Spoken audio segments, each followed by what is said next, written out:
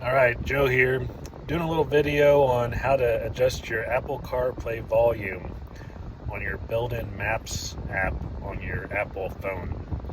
Problem I was having on a Toyota is that no matter if I use the volume knob on the radio or on the steering wheel or tried to lower it on my phone, the voice commands on the maps just yelled at me. It was driving me crazy.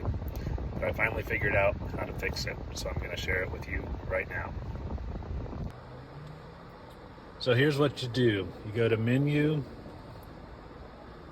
you go to setup, and then you go to voice, and you click on voice volume, and here's how you raise it and lower it. Now you wouldn't think that has anything to do with the maps, but it does. And again, I'm not talking about the built-in maps, I'm talking about the CarPlay maps. So now when I go back to CarPlay and say I want to go somewhere,